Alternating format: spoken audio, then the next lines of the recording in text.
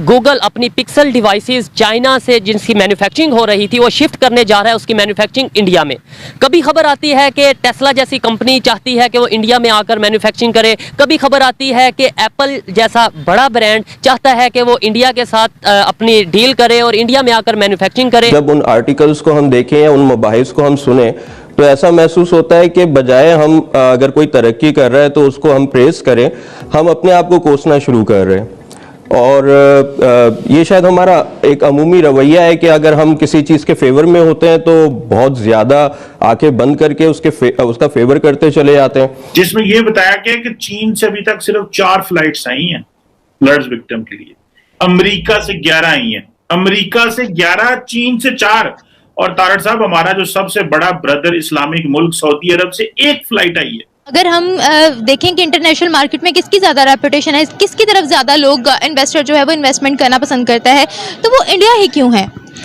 India की backend पे अगर आप देखेंगे उनकी जो स्टार्टअप्स का काम है, जो मेन उनकी सीड फंडिंग हो रही है, इन्वेस्टमेंट्स जो हो रही हैं, उन्होंने काफ़ी अर्सा इस चीज़ पे पहले बैकएंड पे काम किया है। उन्होंने उस चीज़ को रिप्रेजेंट किया है कि हाँ भी हमारे पास स्किल्स हैं जिसकी गूगल अपनी पिक्सल डिवाइसेस चाइना से जिनकी मैन्युफैक्चरिंग हो रही थी वो शिफ्ट करने जा रहा है उसकी मैन्युफैक्चरिंग इंडिया में।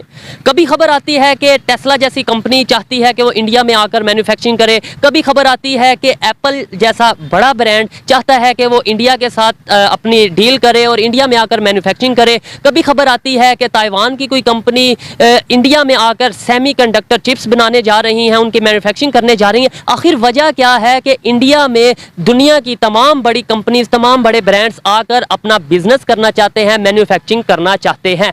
ये काफ़ी हद तक I think so it's between China और यूएसए की जो ट्रेड वॉर चलती है, एकदम कस्टम ड्यूटीज़ वो इंक्रीज़ कर लेते हैं या ब्लॉकेजेस आ जाती हैं, तो उसकी वजह से उन्होंने इंडिया शिफ्ट किया। सेकंड ये है कि अगर आप देखेंगे लेबर कॉस्ट वहाँ पे मच लोअर है और उधर जो मैन्युफैक्चरिंग का प्रोसेस है वो भी ज़रा आसान और मॉडर्न इंस्टॉल किया जा रहा है। बैक एंड पे आईटीएस कंपनीज उधर ऑलरेडी काम कर रही हैं, उनके पास स्टार्टअप्स भी हैं जो इस चीज़ को सपोर्ट कर रहे हैं, तो मेजर रीजंस यही हैं।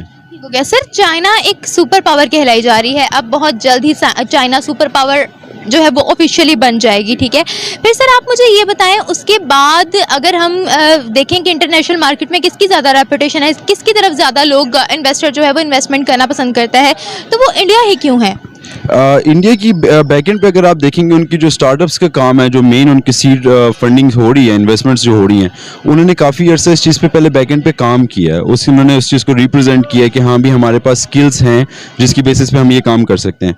सेकंड हैंड पे मेरे ख्याल से एक जो टर्निंग पॉइंट आया, अगर आप सीईओ पोजीशंस देखेंगे, गूगल के अंदर फिलहाल इंडियन है, माइक्रोसॉफ्ट के अंदर अगेन इंडियन है, सो उनका एक माइंड सेट चेंज हो रहा है। मेरा एक्सपीरियंस रहा है कि जिस तरह Sony as a company for example, उनके अंदर उनके जो एम्प्लॉयज़ आते थे वो इस चीज़ को प्रमोट करने की कोशिश करते थे कि मैन्युफैक्चरिंग और प्रोडक्शन हमारी तरफ आए। सो अगर आप पाकिस्तान से कंपेयर करें, होपफुली एक टाइम के अंदर अगर गूगल के अंदर हमारे भी एम्प्लॉयज़ ज़्यादा होंगे, हायर मैनेजमेंट में होंगे, तो एक ट्रेंड लाइन शुरू कर सकते हैं कि हाँ भी हम मैन्युफैक्चरिंग पाकिस्तान में पॉसिबल कर सकते हैं। पिछले दिनों सोशल मीडिया पर और वैसे भी कुछ आर्टिकल्स जो है नज़र से गुजरे कि उसमें उनको पढ़ के ये एहसास हो रहा है कि जैसे ओवरनाइट ये बांग्लादेश जो है वो तरक्की कर गया। अच्छा, एक और बात जो जहन में आ रही है कि जब उन आर्टिकल्स को हम देखें या उन मुबाहिस को हम सुने तो ऐसा महसूस होता है कि बजाय हम अगर कोई तरक्की कर रहा है तो उसको हम प्रेस करें, हम अपने आप को कोसना शुरू कर रहे हैं। और ये शायद हमारा एक अमूमी रवैया है कि अगर हम किसी चीज़ के फेवर में होते हैं तो बहुत ज़्यादा आंखें बंद करके उसका फेवर करते चले जाते हैं, और अगर हम जिसे कहना चाहिए किसी चीज़ की अगेंस्ट हो तो उस वक्त भी अपनी बाइसनेस को हमें साइड पे रखना चाहिए और जो है एक ऑब्जेक्टिव एनालिसिस हमें करनी चाहिए। फॉर इंस्टेंस हम अपनी आबादी देखें और अपनी इकोनॉमी जो है उसका साइज देखें, फिर भारत की आबादी देखें और उसका साइज देखें, और फिर बांग्लादेश की इकोनॉमी और बांग्लादेश की आबादी और उसका साइज देख लें, तो क्या ये कंपैरिजन एक जायज कंपैरिजन बनता है? देखिए, अगर हम आबादी की बात करें तो सिर्फ जीडीपी जो है वो उसको कंपेयर नहीं किया जा सकता, फिर हमें जाना पड़ेगा पर कैपिटा जीडीपी पर, और पर कैपिटा जीडीपी में भी अगेन जिसे कहना चाहिए कि नॉमिनल जीडीपी पे भी पर कैपिटा कैलकुलेट होता है और परचेजिंग पावर पैरिटी पे भी। आपने जो फिगर कोट किए शुरू में वो नॉमिनल जीडीपी के थे, जिसमें $1,500 हम जो है वो पाकिस्तानी कमा रहा है और $2,200 जो है वो जीडीपी जो बांग्लादेश का है। ठीक है, पर कैपिटा। लेकिन अगर जब हम परचेजिंग पावर पैरिटी पे आते हैं तो वो बराबर हैं, उसमें इतना फर्क नहीं है, तो वो लिविंग स्टैंडर्ड इनकॉर्पोरेट हो जाता है। तो बात यह है कि कंपैरिजन करते वक्त सयाक व सबाक को भी सामने रखना है और टेक्निकलिटीज जो है उनको देखते हुए कि कौन सा फिगर जो है उस वो कंपैरिजन के लिए ज्यादा मुनासिब है, ज्यादा बेहतर है, उसको हमने लेना है। बांग्लादेश का ग्रोथ रेट जो है वो अगर हम कहें कि वो 7-8% जो है उसके ऊपर मेंटेन किया हुआ है उन्होंने। पाकिस्तान जो है वो अभी 3.94 की बात कर रहा है, जिसके ऊपर ऑपोजिशन को भी एतराज हो रहा है कि ऐसा कैसे हो गया। हुकूमत के बारे में कहा जा रहा है कि ये नंबर सही नहीं है। भारत का जो है वो ग्रोथ रेट क्या है? भारत का ग्रोथ रेट तो 1 पॉइंट समथिंग ही है, लेकिन इकोनॉमी उसकी बहुत बड़ी है, उसके मुकाबले में जिसे कहना चाहिए कि नॉट बैड एज सच। सही है, यानी कि अगर साइज बहुत बड़ा हो तो छोटी सी ग्रोथ इम्पैक्ट बहुत ज्यादा हो जाता है। थोड़ा सा फर्क, हाँ बिल्कुल, थोड़ा।